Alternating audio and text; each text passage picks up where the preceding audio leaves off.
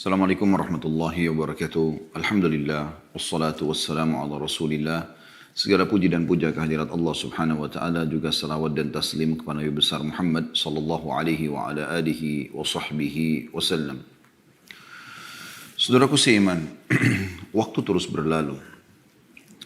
Di pembukaan sebelum masuk ke bab yang akan kita bahas, jika kamu berdosa maka ulangilah taubatmu. Saya ingin berbagi terlebih dahulu. Renungi teman-teman sekalian. Terlalu banyak sekali lagi orang-orang sebelum kita. Laki-laki, perempuan, anak-anak, orang tua yang sudah wafat.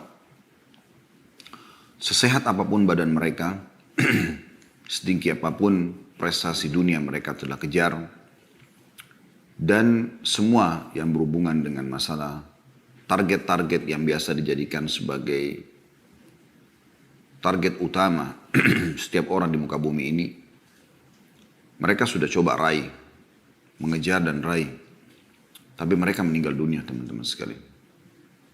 Saya bukan menakut-nakuti, tetapi saya dan Anda semua juga akan menjadi mayit. Hari ini kita bisa ngobrol, bernafas, melihat, mendengar, tapi satu waktu nanti Allah berfirman dalam Al-Quran, A'udhu billahi minasyaitonir rajim, kullu nafsin dha'iqatul maut. Semua yang berjiwa pasti akan mati. Orang-orang yang lebih baik daripada kita, para nabi-nabi, di ujungnya atau puncaknya adalah Nabi Muhammad sallallahu alaihi wa ala alihi wasallam juga wafat. Sampai pada saat beliau wafat, sebagian sahabat masih syok dan seperti tidak percaya apa yang sedang terjadi. Tapi Abu Bakar radhiyallahu anhu tampil pada saat itu, lalu mengatakan, man kana ya'budu Muhammadan fa inna Muhammadan qad mat, wa man kana ya'budu Allah fa inna Allah hayyun la yamut. Siapa yang menyembah Muhammad, Muhammad telah mati. Dan siapa yang menyembah Allah, Allah hidup dan tidak akan pernah mati. Kalau manusia terbaik, pemimpin anak Adam, Nabi Muhammad SAW pun wafat, maka saya sama Anda lebih pantas untuk melalui itu. Allah berfirman tentang nabinya, innaka mayyitun wa innahum mayyitun. Kau pasti akan menjadi mayyit, hai Muhammad, akan mati, dan mereka semua juga pasti akan mati. Kita akan mati teman-teman sekalian. Dan pada saat kita meninggal dunia, kita akan diminta pertanggungjawaban terhadap waktu, rezeki yang sudah Allah berikan selama di dunia. Kemana kita habiskan umur kita, waktu-waktu kita, harta yang telah Allah titipkan, pasangan hidup, keturunan. Orang mukmin sangat cerdas. Dia tahu pada saat dia berstatus suami, maka dia akan coba memaksimalkan tugas dia sebagai suami yang telah Allah bebankan, memberikan nafkah, pendidikan, perlindungan pada istri dan juga anak-anaknya sampai ajal datang. Yang dia jadikan target adalah ridha Tuhannya Allah Subhanahu wa taala yang akan membalas terhadap apa yang dia lakukan. Pada saat seorang menjadi istri, maka dia mukminah. Tentunya kita bicara sosok mukminah, dan kita berharap wanita-wanita yang mengikuti acara kita ini juga termasuk dalamnya. Pada saat menjadi seorang istri, target dia adalah bagaimana mendapatkan ridho Tuhannya, bagaimana dia melayani suaminya, mentaatinya, izin kalau mau keluar, memenuhi kebutuhannya, menjaga amanah rumah dan anak-anaknya, hanya sampai ajal datang. Dan ajal pasti datang. Orang tua juga pada anak begitu. Dia bertugas sebagai orang tua, memberikan pendidikan yang terbaik dan menjadikan anak-anaknya sebagai amal jariah buat dia sampai ajal datang. Sosok anak juga seperti itu. Dia bertugas sebagai anak sampai ajal dia datang. Bagaimana dia menjadi anak yang patuh, yang bakti, memenuhi kebutuhan orang tuanya. Begitu juga yang lainnya. Pimpinan perusahaan, pimpinan negara, masyarakat terhadap pemimpinnya, sahabat terhadap sahabatnya, tetangga terhadap tetangganya. Semua itu teman-teman, semasa ajal belum datang, maksimalkan dengan kebaikan-kebaikan. Karena Allah mengekalkan dalam Al-Quran dan tidak akan pernah salah. وَمَنْ يَعْمَلْ مِثْقَالَ ذَرَّةٍ خَيْرًا يَرَهُ. Siapa yang berbuat seperti biji sawi dari kebaikan, pasti dia akan lihat dan dia akan terima balasannya. Wa may ya'mal mithqala dzarratin syarran yarah. Dan siapa yang berbuat seperti biji sawi dari keburukan, dia pasti akan diperlihatkan dan diminta pertanggungjawabannya. Penyesalan selalu terakhir, teman-teman sekalian. Dan jangan Anda tiba di penghujung itu baru ada menyesal. Para ulama mengatakan bahwasanya fenomena yang sedang terjadi, misal orang bisa merasakan suka dukanya kehidupan, terutama dukanya misalnya sakit, gangguan orang, ya. Apa saja yang mungkin Anda pernah alami selama hidup Anda. Anda lagi jalan ke seleo, Anda flu, Anda demam, ada orang utang tidak bayar, ada gangguan orang yang menggunjing, yang memfitnah. Semua orang kena. Semua itu peringatan dari Allah Subhanahu wa taala bahwasanya di dunia ini hanya sebagai peringatan. Di akhirat akan ada siksaan yang abadi, yang sangat menyakitkan. Penyesalan pada saat itu tidak berguna lagi. Saya sarankan teman-teman mengikuti ceramah kami dan sampai sekarang juga masih berjalan di hari Senin sore membahas 30 sekian pasal masalah neraka. Dan kita sudah sampai ke pasal 20 sekian. Kalau Anda mau live, kalau Anda tidak mau live, sudah ada siaran ulang insya Allah. Anda bisa dilihat di playlist YouTube tentang bedah buku Rasulullah SAW cerita tentang surga dan neraka. Bercerita tentang surga dan neraka. Masing-masing 30 pasal sekian. Renungi teman-teman sekalian, itu bukan sebuah dongeng, tapi kepastian. Kita semua akan menuju kepada Tuhan kita. Pertanyaan sederhana, sampai kapan kita terus dalam pelanggaran-pelanggaran? Sampai kita meninggal seperti orang-orang terdahulu sebelum kita. Kemudian hanya ya, kita sendiri akan melalui akibatnya mendapatkan. Teman-teman yang selama ini mengajak Anda bermaksiat kepada Allah SWT, paling jauh hanya bisa sampai di atas liang lahat Anda. Dia tidak akan turun untuk tinggal bersama Anda, menemani Anda sambil mengatakan, dulu kan saya mengajak kamu mabuk, saya mengajak kamu berzina, saya mengajak kamu riba, saya mengajak kamu mencuri. Lalu kemudian saya sekarang siap menemani kamu. Gak ada. Paling lama mereka 15-20 menit, setengah jam mereka akan tinggalkan dan beraktivitas seperti biasa. Anda akan tinggal sendiri di kuburan tersebut. Sering teman-teman sekalian lewatin kuburan. Selain ucapkan salam sunnah Nabi SAW, Assalamualaikum dara qaumin mu'minin. Keselamatan bagi kalian wahai penghuni negeri orang-orang beriman. Ya, antumus sabiqun nahnu insyaallah bikum lahiqun. Kalian telah mendahului kami akan menyusul kalian. Ghafarallahu mustaqdimina minkum wal mustakhirina minna. Semoga Allah memaafkan orang-orang terdahulu di antara kalian yang sudah mati duluan dan orang-orang yang di antara kami akan menyusul. Dan jadikan sebagai ibrah, pelajaran. Lihat gundukan tanah dan batu nisan itu. Di dalamnya orang seperti kita dulu. Persis seperti kita. Yang perempuan, yang laki-laki. Cuma mungkin beda suku, beda postur tubuh, beda warna kulit, tapi sama, manusia. Judulnya manusia. Kita pun akan sama dengan mereka. Jangan nanti teman-teman tiba-tiba Anda jatuh, terpeleset, Anda meninggal, Anda lihat malaikat maut, Anda tiba-tiba sudah tinggal ruhnya menyaksikan bagaimana jasadnya dimandikan, bagaimana dipikul, bagaimana masuk ke kuburan, lalu Anda pindah ke alam barzah, dan sampai kepada pembangkitan di mahsyar, sampai akhirnya neraka depan mata, baru Anda mau menyesal semua. Ini rukun iman kita. Oleh karena itu teman-teman, mari sama-sama kita coba. Saya juga sama dengan Anda. Sama-sama kita sedang coba menyempurnakan hijrah kita kepada Allah Subhanahu wa taala. Buku yang sedang kita bahas ini membahas tentang masalah kiat-kiat hijrah dari keadaan yang terpuruk, jauh dari agama, tidak faham, tidak mengingat akhirat, tidak tunduk kepada Allah Subhanahu wa taala, kepada ketaatan. Begitu dikatakan dalam judulnya, kiat-kiat hijrah dari kemaksiatan dan istiqamah dalam ketaatan. Kesempatan ini insyaallah kita akan bahas tentang masalah judul yang diangkat oleh penulis, jika dosa berulang maka ulangi taubatmu. Perlu saya titik beratkan dulu, bahasan ini teman-teman sekalian bukan berarti, oh ternyata pintu tobat masih dibuka. Ya nggak apa-apa saya buat dosa lagi. Nanti saya tobat lagi. Bukan itu maksudnya. Siapa yang menjamin Anda, teman-teman sekalian, pada saat Anda sudah taubat, lalu kemudian Anda buka pintu nasihat, Anda masih bisa taubat lagi. Mungkin Anda tidak sempat taubat. Berapa banyak orang yang tadinya sudah istiqamah di jalan Allah Subhanahu wa taala, dia sudah bisa merasakan walaupun sedikit nikmat keimanan, nikmat sholat berjamaah, nikmat tutup aurat, nikmat berdoa, nikmat berzikir, nikmat majelis ilmu. Dia sudah bisa merasakan manisnya iman. Tapi karena dia merusak sendiri dengan pergaulan, dengan lingkungan, dengan tempat kerja, dengan tontonan, dengan hal-hal yang didengar dan segala macam, dan dia tidak segera taubat kepada Allah Subhanahu wa taala, akhirnya dia terjerumus dalam dosa. Dan ternyata dia meninggal dalam keadaan itu. Sehingga akhirnya ada konsekuensi hukuman. Kita butuh teman-teman sekalian, pada saat kita sudah taubat kepada Allah Subhanahu wa taala, taubat yang tulus, yang sudah kita bahas pada bulan yang lalu, dan kita istiqomah di atas kebaikan itu. Oleh karena itu saya pernah sampaikan kiat-kiat istiqomah dari kami, jangan pernah tinggalkan majelis ilmu. Selalu dengarkan, buat simbol hidup kita tidak ada hari tanpa ilmu. Kemudian amalkan ilmu itu.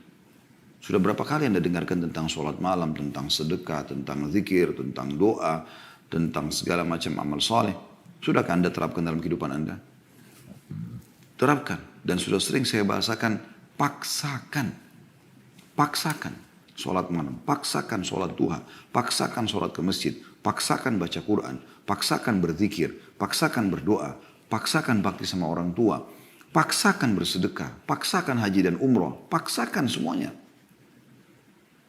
Walladzina jahadu fina lanahdiyannahum subulana, kata Allah SWT. Orang-orang yang memaksakan diri, berusaha ya, menuju ke jalan kami, kami akan berikan dia panduan ke jalan-jalan kami. Paksakan saudaraku sini. Di tangan Anda semua keputusan itu. Kemudian bentuk komunitas yang baik. Mulai sekarang semua teman-teman harus yang soleh bagi laki-laki dan soleh bagi perempuan. Hapus semua dan keluar dari grup di WA yang tidak ada manfaatnya.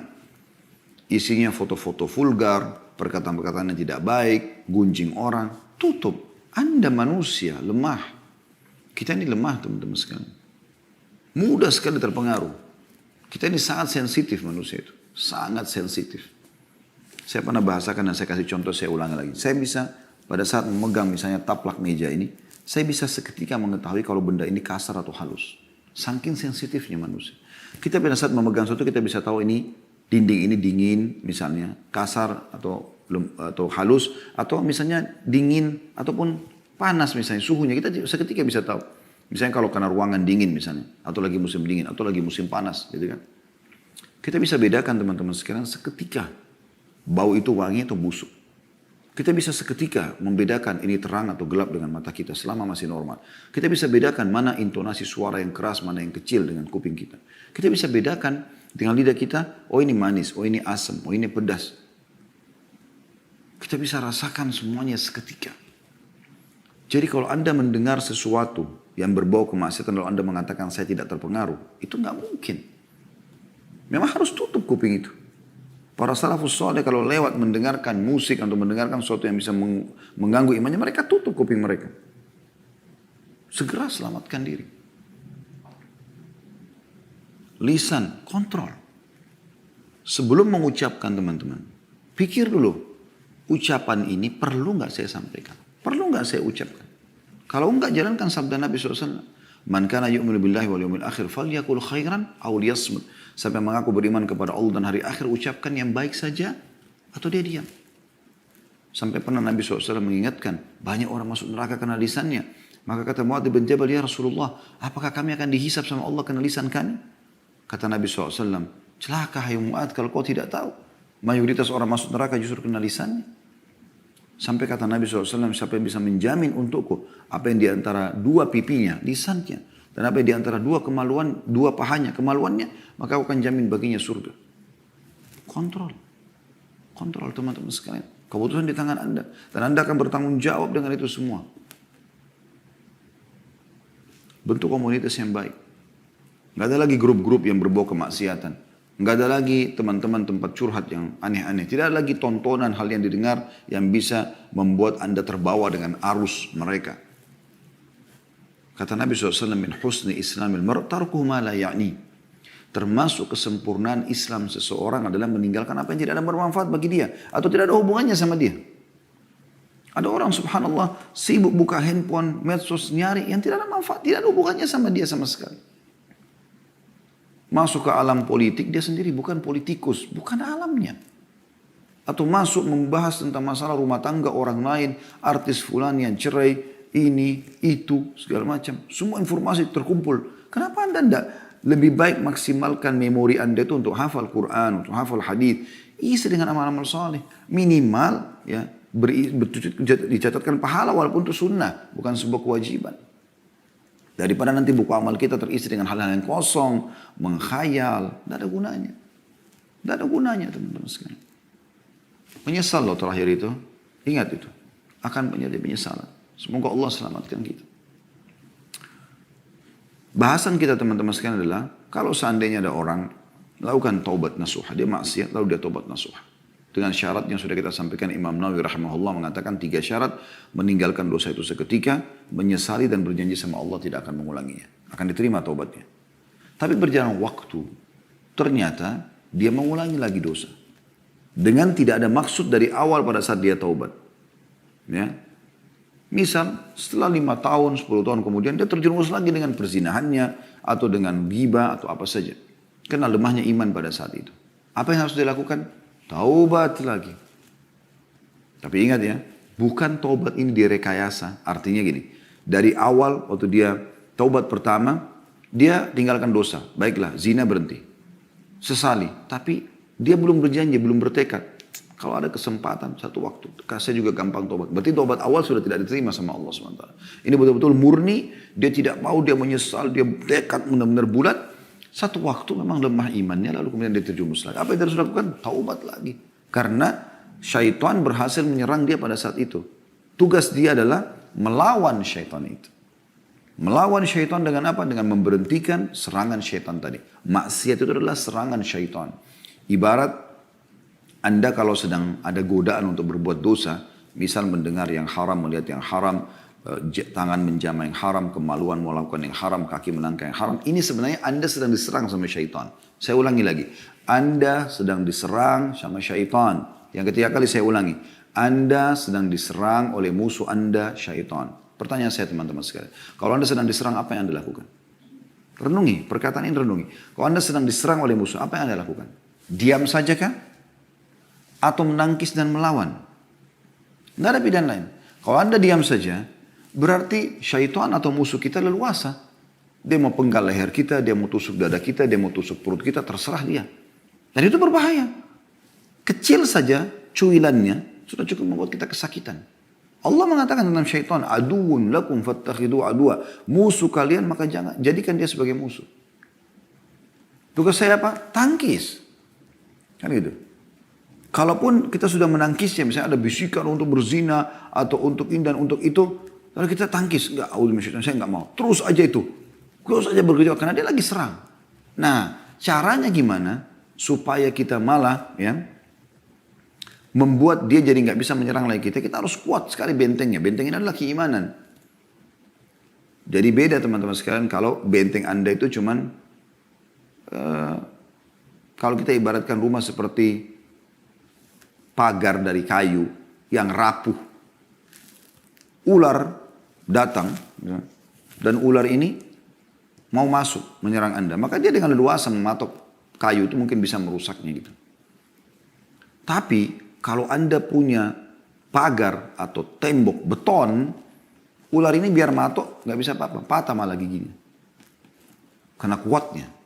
Nah kekuatannya teman-teman adalah ilmu. Amalkan ilmu itu. Selalu ya berdoa, berzikir. Itu ada senjata-senjata Anda. Kapan ada serangan langsung Anda bisa tepis. Bahkan Anda bisa menyerang kembali. Kalau kita serang dia, serangan itu adalah dengan senjata-senjata yang ada. Kita berzikir isti'adah. Kita bertaubat kepada Allah SWT. Ini semua senjata-senjata yang luas. Dan senjata yang paling luar biasa menghanguskan, membumi-hanguskan syaitan itu adalah taubat.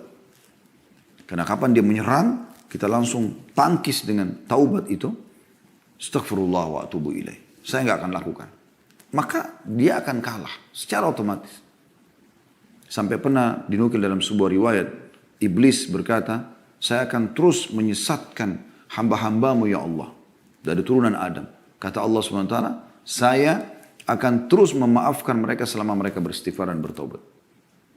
Iblis juga berkata, dinukil dari Ibnul Qayyim rahimahullah, beliau mengatakan, Iblis berkata, aku membinasakan anak Adam dengan dosa dan pelanggaran, dan dia membinasakanku dengan istighfar dan la ilaha illallah. Jadi kita sebenarnya bisa kita menyiksa syaitan, melawan dia, mengalahkan dia dengan amal-amal saleh Dia tersiksa karena dia berusaha untuk menyerang tapi tidak pernah bisa. Senjatanya tidak secanggih kita. Kita sangat canggih teman-teman. Zikir itu sangat canggih. Doa sangat canggih. Sholat malam itu canggih. Canggih luar biasa. Iblis ibaratnya cuma pakai pisau dapur. Anda ini pakai nuklir. Apa yang bisa dilakukan? Buat aja itu. Ya. Tidak apa-apa zina. Tidak usah zikir, tidur aja masih malam, masih panjang malam. Anda kan bisa tolak. Tidak, saya nggak mau. Anda bangun. Terus setan buat apa? Menjelma depan Anda, mencekik Anda, memaksa? Nggak bisa. Dia lemah. Kata Allah SWT, inna kaida syaitani kana dha'ifa. Dia sangat lemah. Anda punya banyak perangkat-perangkat mutakhir yang Allah SWT sudah siapkan. Ayo teman-teman, lawan dia sampai hanya batas ajal datang. Saya akan bacakan apa dikatakan oleh penulis di sini di halaman 53. Judulnya, jika dosa berulang, maka ulangilah taubatmu. Ulangi bertaubat. Ada kalanya seorang pemuda jatuh dalam dosa, lalu dia menyesal, bertaubat, dan menjauhi dosa tersebut. Kemudian dia melakukan dosa kembali, lalu dia bertaubat, dan demikian seterusnya. Kemudian saat itu dia bertanya-tanya, apakah saya boleh bertaubat setelah itu? Syaitan memang sengaja bersandar pada kelemahan tersebut untuk meyakinkannya supaya tidak bertaubat dan bahwa dia bukan orang yang bersungguh-sungguh. Jadi kalau orang sudah buat dosa lalu bertobat. Jarang waktu lama, lalu dia buat dosa lagi. Nah di sini syaitan berusaha dia tidak taubat. Kenapa? Karena kalau dia taubat, berarti kan dimaafkan lagi sama Allah SWT. Dia kayak menyerang syaitan itu. Syaitan tidak mau. Kalau dia sudah berhasil lukai tubuh kita, dia nggak mau teman-teman sekalian, ya sudah selesai. Enggak, dia akan coba berusaha mematikan kita. Ya, berusaha terjerumus dalam dosa-dosa. Dari zina yang kedua, zina yang ketiga, zina yang keempat. Seakan-akan kita tidak usah bertobat. Atau tidak diterima taubatnya karena terlanjur mengulangi dosa. Ini semua waswas syaitan. Justru pada saat itu yang paling Anda butuhkan adalah taubat. Ulang lagi, taubat lagi. Kata beliau, tetapi jika dia berpikir dalam hati dengan sungguh-sungguh, dia akan mengatakan dosa yang pertama telah berlalu dan aku telah bertaubat darinya. Sedangkan ini adalah dosa yang lain dan aku harus bertaubat darinya. Lebih baik aku meninggal dalam keadaan bertaubat daripada aku mati dalam keadaan tetap melakukan dosa. Dalam sunnah nabawiyah, maksudnya dalam hadis Nabi SAW, ada riwayat yang menegaskan makna di atas.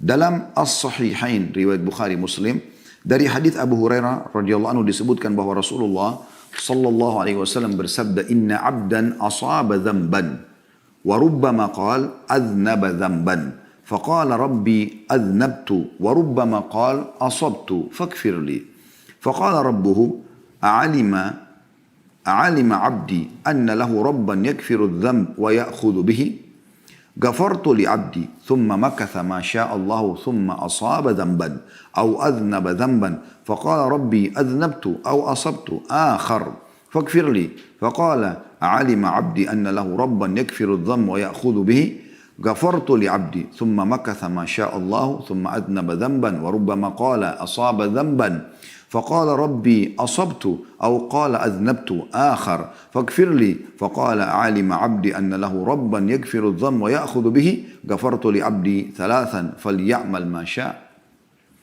Sesungguhnya seorang hamba melakukan dosa, kata Nabi SAW. Atau beliau bersabda, berbuat dosa.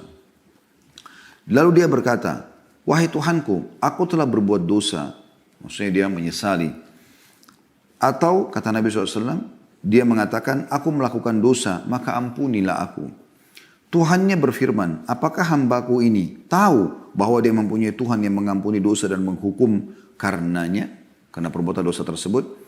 Maka Allah mengatakan, aku telah mengampuni hambaku ini. Karena dia tahu dia punya Tuhan yang akan memaafkannya. Kemudian dia tinggal selama yang Allah kehendaki. Maksudnya berjalan umurnya beberapa tahun, beberapa waktu. Kemudian dia melakukan dosa lagi atau berbuat dosa lagi. Maka dia berkata lagi, wahai Tuhanku, aku telah berbuat dosa atau melakukan dosa lagi, maka ampunilah.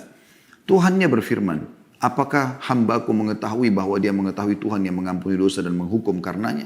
Tanda tanya. Maka Allah mengatakan, aku telah mengampuni dosaku. Atau telah mengampuni hambaku ini. Kemudian dia pun tinggal selama yang Allah kehendaki. Berjalan lagi sekian tahun umurnya. Kemudian dia berbuat dosa lagi. Atau beliau SAW mengatakan melakukan dosa kembali. Maka ia berkata, wahai Tuhanku, aku telah melakukan dosa. Dan beliau bersabda, berbuat dosa. Atau berbuat dosa. Maka ampunilah aku. Tuhannya pun berfirman, apakah hambaku mengetahui bahwa dia mempunyai Tuhan yang mengampuni dosa dan menghukum karenanya? Aku telah mengampuni dosaku, aku telah mengampuni hambaku 3 kali. Maka lakukanlah apa yang dia kehendaki. Hadis ini riwayat Bukhari nomor 7507, Muslim 2758. Itu yang dimaksud di sini adalah bahwasanya dia setelah itu boleh beramal saleh. Tidak ada masalah, yang penting dia sudah taubat. Ya. Bukan di sini maknanya, maka dia boleh melakukan apa yang dia kehendaki, maksudnya berbuat dosa sesukanya. Bukan. Berarti sekarang silakan lagi beramal saleh, karena tobat-tobat yang dia ajukan sudah dimaafkan oleh Allah Subhanahu wa taala. Dalam riwayat lain dari Uqbah bin Amir radhiyallahu anhu bahwa seorang pria datang kepada Nabi sallallahu alaihi wasallam seraya mengatakan, "Ya Rasulullah, ahaduna yudhnib?" Faqala yuktabu alaihi. Qala thumma yastaghfiru minhu wa yatub. Qala yukfaru lahu wa yutabu alaihi.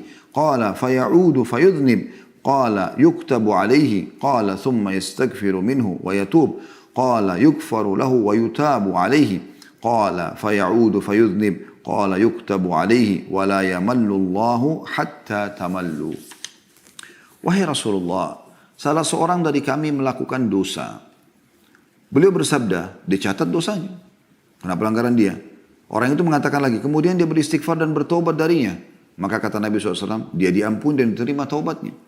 Orang itu berkata lagi, lalu dia kembali melakukan dosa setelah beberapa waktu. Maka kata Nabi SAW, dicatat dosa. Lalu dia mengatakan, kemudian dia beristighfar dan bertobat. Ini yang kedua kali. Maka kata Nabi SAW, dia diampuni dan diterima taubatnya. Orang itu mengatakan, lalu dia kembali lagi dan melakukan dosa. Kata Nabi SAW, dicatat dosa. Dan ingatlah, Allah tidak bosan sampai kalian bosan. Hadis ini diriwayatkan oleh Al-Hakim di jilid 4, halaman 285. Jadi ini teman-teman sekalian, hadis ini menjelaskan bagaimana seorang hamba selama dia mau kembali kepada Tuhannya, maka Allah akan terima dia. Dan cara yang terbaik pada saat seorang terjerumus dalam dosa, bertobat. Tidak ada solusi lain.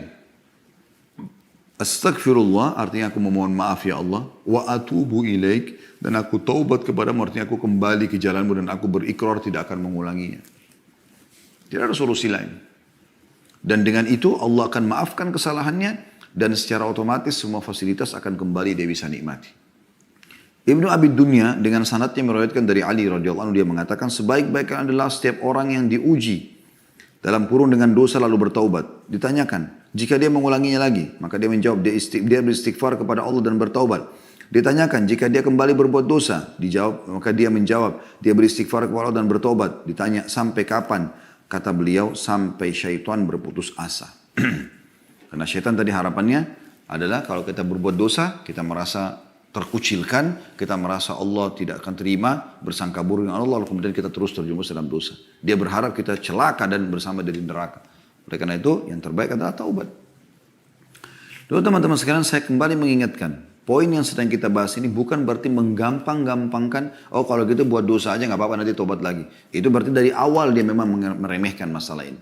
Kita sedang membahas orang yang melakukan dosa, kemudian dia coba istiqomah, satu waktu dia safar satu negeri, dia terjerumus berteman sama orang-orang yang buruk, lalu terjerumus dalam dosa, kemudian dia kembali. Nah ini yang dimaksud di sini. Ya. Tidak boleh dia putus asa dari rahmat Allah Subhanahu wa taala. Tetap dia kembali kepada Allah Subhanahu wa taala. Tentu akan lebih baik, jauh lebih baik dan lebih afdal orang yang terus istiqomah dan tidak buat dosa. Misal, seseorang atau dua orang, A sama B, dua-duanya umur yang sama, misal sama, anggaplah sama-sama laki-laki atau sama-sama perempuan. Berjalanlah mereka, dua orang bersahabat ini. Tadi yang sama-sama bermaksiat, sama-sama pemabuk, sama-sama narkotika, sama-sama pezina, sama-sama pemain ini dan itu, apalah, judi dan seterusnya. Lalu mereka taubat nasuha. Hijrahlah mereka ini. Sebagaimana sekarang tidak asing, Masya Allah, di beberapa komunitas ikhwan dan akhwat kita, yang dulunya masa lalunya kelam, mereka sekarang sudah hijrah. Baik, berjalan waktu. Setelah berjalan waktu, si A terjerumus lagi dalam dosa setelah 2-3 tahun.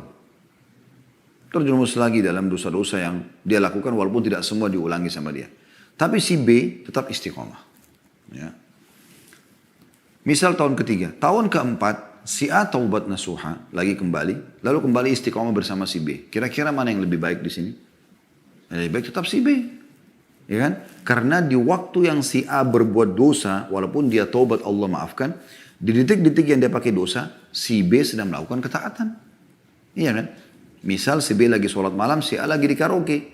Walaupun nanti si A ini taubat nasuha, tapi tetap detik-detik itu kosong dari amal soleh. Si B telah mengisi dengan amal soleh. Kan begitu. Jadi kalau kita tanya mana yang lebih baik, ya tentu yang sudah taubat sekali lalu dia istiqomah. Dan itu dicontohkan oleh para sahabat ridwanullahi alaihim. Mereka sekali masuk Islam, sekali taubat, mereka terus sampai meninggal dunia. Bahkan mereka berkorban ya, jiwa hartanya sampai supaya mati dalam keadaan Islam. Nah, kalau ada yang terjun dalam dosa, dia akan diterima taubatnya. Selama memang dia masih taubat nasuha. Tetapi, walaupun nanti dimaafkan dosanya, tapi ada detik-detik di waktu dia buat dosa yang dia tidak terisi amal saleh. Mungkin orang yang seumur dengan dia nanti akan mengalahkan dia di sini karena diisi dengan amal saleh. Mudah-mudahan ini bisa ditangkap pesannya. Kemudian pernah ditanya juga kepada Al-Hasan Basri rahimahullah, kenapa salah seorang dari kita tidak malu kepada Tuhannya? Dia memohon ampun atau ampunan atas dosanya, kemudian mengulangi lagi. Beristighfar, kemudian mengulanginya lagi. Maka dia menjawab, syaitan ingin menanamkan demikian kepada kalian. Karena itu jangan kalian bosan beristighfar. Syaitan ingin tanamkan, kan tadi, misalnya dia buat dosa lalu dia tobat nih. Mulai dia istiqomah, ini syaitan luar biasa, ngatur strategi yang luar biasa. Supaya anda terjerumus lagi dalam dosa. Kalau anda tidak bisa ya sudah, dia kalah. Gitu kan. Hanya sampai ajal nanti datang saya bilang.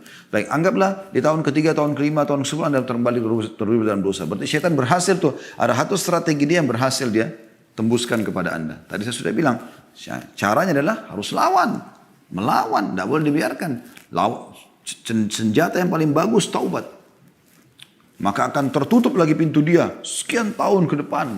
Bahkan mungkin sampai kita meninggal. Jangan dibiarkan dia leluasa melakukan perbuatan-perbuatan yang merusak kita. Umar bin Abdul Aziz rahimahullah, salah satu khalifah yang masyhur dari Umayyah, pernah berkata dalam khutbahnya, wahai manusia, barang siapa yang melakukan satu dosa, maka hendaklah ia beristighfar dan bertobat kepada Allah. Jika dia kembali melakukan dosa, maka hendaklah dia beristighfar dan bertobat kepada Allah. Jika dia kembali melakukan dosa lagi, hendaklah dia beristighfar dan bertobat kepada Allah. Sebab itu tidak lain adalah kesalahan-kesalahan yang dikalungkan di leher manusia. Sesungguhnya puncak kebinasaan itu terletak pada sikap meneruskan kesalahan-kesalahan tersebut. Artinya, lebih baik dia tidak lakukan, tapi kalau dia sampai lakukan, dia segera taubat. Jangan dia biarkan dirinya terjerumus. Ya sudahlah, kayaknya saya sudah terlanjur melakukannya. Sudah diulangi lagi. Jadi akhirnya makin menghancurkan dia. Sama ibaratnya orang minum racun, minum sedikit, kayaknya nanggung deh, minum aja semuanya.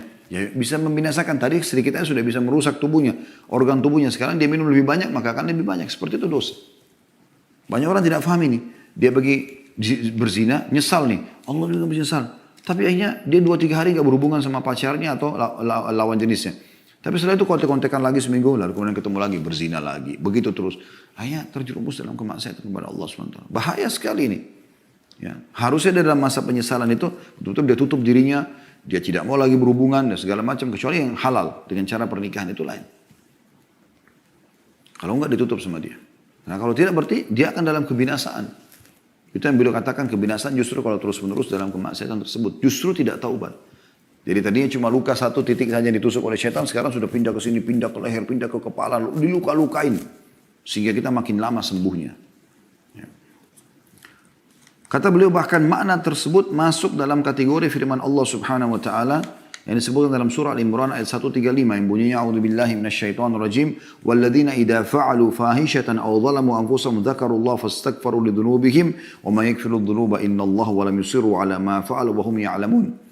Dan orang-orang yang apabila mengerjakan perbuatan keji atau dosa atau menzalimi diri mereka, Allah menggambarkan orang yang berbuat dosa menzalimi diri mereka. Allah menggambarkan orang yang berbuat dosa menzalimi diri mereka. Karena mereka kenapa? Mereka menjerumuskan dirinya pada kemaksiatan kepada Allah SWT. Maka ada hukumannya. Dan fasilitas akan dikurangi. Bahkan bisa dihilangkan dari dia. Mereka segera, orang-orang ini, orang yang terjerumus dalam kemaksiatan, mereka segera berzikir atau mengingat dan menyebut Allah, lalu memohon ampun atas dosa-dosa mereka. Dan siapakah yang dapat mengampuni dosa selain Allah? Dan mereka tidak meneruskan perbuatan dosa itu sedangkan mereka mengetahuinya. Jadi kalau sudah tobat jangan ulangi. Tapi kalau terjadi lagi, berarti serangan syaitan lagi lolos. Ingat, lawan, ya, taubat, tutup lagi pintu itu. Dan lebih baik orang yang tidak membukanya sama sekali. Tapi kalau orang sudah terbuka, jangan putus asa dari rahmat Allah Subhanahu wa ta'ala. Juga firman Allah SWT dalam surah Al-A'raf ayat 201 yang berbunyi, A'udzu billahi syaitonir rajim. Innal ladzina taqaw idza massahum ta'ifun minasyaitani tadzakkaru fa idahum mubsirun. Sesungguhnya orang-orang yang bertakwa bila mereka ditimpa was-was dari syaitan, bisikan untuk menjerumuskan diri dalam kemaksiatan, mereka ingat kepada Allah dan maka ketika itu juga mereka melihat kesalahan-kesalahannya. Artinya dia merasa, oh ini salah, saya harus berhenti. Asal memang mereka mau menangkap sinyal-sinyal dari Allah subhanahu wa ta'ala. Ya. Nabi Yusuf AS pada saat digoda oleh istri majikannya, maka Allah mengatakan, laula arra'a burhana rabbi. Kalau bukan dia melihat petunjuk dari Tuhannya, maka dia bisa terpengaruh juga. Tapi pada saat orang membuat dosa itu sering ada sinyal dari Allah. Rasa takut, rasa khawatir, ya, ada yang lihat, apalah segala macam. Mungkin kalau orang mau berzina tiba-tiba telepon pasangannya masuk, apalah, ada saja. Maka dia berhenti. Oh ini peringatan dari Allah, harus berhenti. Lawan. Ya. Pergi, kerjakan ibadah. Gitu. Kemudian dalam surah Al-Baqarah 195 juga berbunyi, Allah berfirman, A'udzubillahi minasyaitonir rajim, wala tuhliku wala tulqu biaidikum ila tahluka. Saya ulangi, wala tulqu biaidikum ila tahluka. Dan jangan kalian menjatuhkan diri kalian ke dalam kebinasaan. Kemaksiatan adalah kebinasaan. An-Nu'man ibn Bashir radhiyallahu anhu, sahabat Nabi yang mulia, mengomentari berkata, idza adnaba ahadukum fala yulqiyanna bi yadihi ila tahluka wa la yaqulanna la taubata li walakin liyastaghfirillaha wal yatub ilai fa innallaha ghafurur rahim. Jika salah seorang dari kalian melakukan dosa, maka janganlah sekali-kali dia menjatuhkan dirinya ke dalam kebinasaan. Jangan dia ulangi lagi, jangan dia ikutin bisikan syaitan, ya. Dan jangan pula sekali-kali mengatakan tidak ada taubat bagiku. Akan tetapi hendaklah dia beristighfar dan bertobat kepada Allah. Sungguhnya Allah Maha Pengampun lagi Maha Penyayang. Diriwayatkan oleh Al-Baihaqi dalam Syu'abil Iman di nomor 7092. Juga dari sahabat yang mulia Al-Bara' ibn Azib radhiyallahu anhu, beliau berkata, wa qala lahu rajul, ya Aba Umarah, wa la tulku bi aydikum ila tahluka, ahuwa ar-rajulu yalqa al-aduwa fayuqatilu hatta yuqtal? Qala la, walakin huwa ar-rajulu yuznibu adh-dhanb fayaqulu la yaghfirullahu li.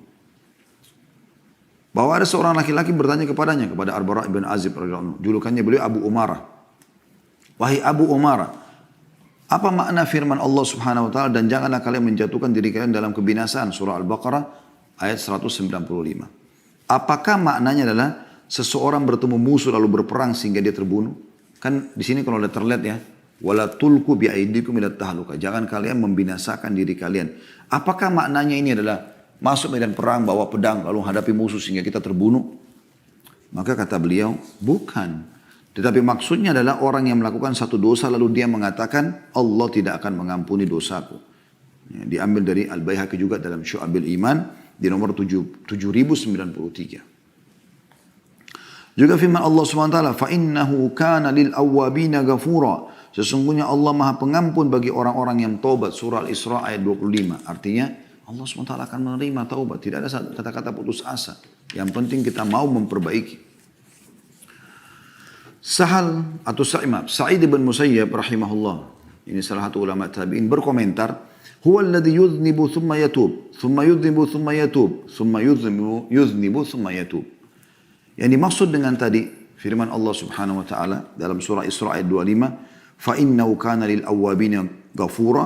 Dan sungguhnya dia Allah Maha Pengampun bagi orang-orang yang bertaubat. Kata beliau adalah Sa'id bin Musayyib rahimahullah, yaitu orang yang berbuat dosa kemudian bertaubat, berbuat dosa lagi kemudian bertaubat, berbuat dosa lagi kemudian bertaubat. Diambil dari sama Al-Baihaqi dalam Syu'abil Iman nomornya 7095. Juga diriwayatkan oleh Ibnu Jarir di jilid 15 halaman 69. Atha ibn Yasar rahimahullah, salah satu juga tokoh tabi'in yang masyhur, berkata tentang ayat tersebut, Al-Isra ayat 25 tadi ya, bahwasanya Allah mengampuni bagi orang-orang yang taubat atau Maha Pengampun terhadap orang yang bertaubat. Beliau mengatakan, yuznibul abda thumma yatubu fayatubu Allah alaihi, thumma yuznibu fayatubu Allah alaihi, thumma yuznibu thalitha fa in taba Allah alaihi taubatan la tumha. Seorang hamba melakukan dosa kemudian bertobat, lalu Allah menerima taubatnya. Kemudian dia bertobat dia berbuat dosa lagi, lantas bertobat, lalu Allah menerima taubatnya yang kedua kali. Kemudian dia melakukan dosa untuk yang ketiga kalinya. Jika dia bertaubat, maka Allah menerima taubatnya dengan taubat yang tak terhapuskan. Ya. Diriwayatkan oleh Ibnu Jarir, jilid 15 halaman 71. Artinya, seringnya taubat ini nanti akan membuat akhirnya Allah betul-betul menyelamatkan dia sehingga tidak terjerumus lagi dalam dosa. Juga dari Wahab bin Jarir, rahimahullah, beliau berkata dari ayahnya, dia menuturkan, كنت جالسا عند الحسن إذ جاءه رجل فقال يا أبا سعيد ما تقول في العبد يذنب ذنبا ثم يتوب قال لم يزداد بتوبته من الله إلا دنوا قال ثم عاد في ذنبه ثم تاب قال لم يزداد بتوبته إلا شرفا عند الله ثم ذكر حديثا عنه صلى الله عليه وسلم ثم قرأ إن الذين اتقوا إذا مسهم طائف من الشيطان يتذكروا فإذا هم مبصرون. Kata beliau, kami pernah duduk di sisi Al-Hasan, maksudnya Hasan Basri rahimahullah. Tiba-tiba seorang pria datang kepadanya dan mengatakan, wahai Abu Sa'id. Abu Sa'id julukannya Hasan Basri. Apa yang anda katakan mengenai hamba yang melakukan satu dosa kemudian bertaubat? Al-Hasan Basri berkata, tidaklah perbuatan itu, atau tidaklah dia bertambah dengan taubatnya melainkan semakin dekat dengan Allah. Dia buat dosa lalu dia taubat, berarti dia dekatkan diri kepada Allah. Ya. Lalu ditanya lagi, kemudian dia melakukan dosa lagi, lantas bertaubat. Maka katakan Hasan Basri rahimahullah, tidaklah dia bertambah dengan taubatnya, melainkan semakin mulia di sisi Allah. Yang ternyata dia tahu Tuhannya ada. Dia minta taubat lagi. Dia minta diselamatkan dari syaitan, karena dia sekarang sedang diserang dengan kembali kepada Allah. Kemudian dia menyebutkan sebuah hadis dari Rasulullah SAW lalu membaca firman Allah Subhanahu Wa Taala dalam surah Al-A'raf ayat 201. Yang artinya sungguhnya orang-orang yang bertakwa bila mereka ditimpa was-was dari syaitan, mereka ingat kepada Allah dan ketika itu juga mereka melihat kesalahan-kesalahannya. Ya. Jadi teman-teman sekalian, kesimpulannya adalah bagaimana seseorang jangan pernah putus asa dari rahmat Allah Subhanahu Wa Taala. Tentu dia berusaha istiqamah, tidak terjerumus lagi dengan dosa yang sama. Tapi kalau dia terjerumus dengan dosa yang sama atau dosa yang lain, jangan pernah berhenti untuk taubat. Minta keselamatan dari Allah Subhanahu Wa Taala dari serangan syaitan tadi. Kalau tidak, maka anda akan makin jauh dan akhirnya anda akan binasa. Ya, rugi dunia dan rugi juga akhirat.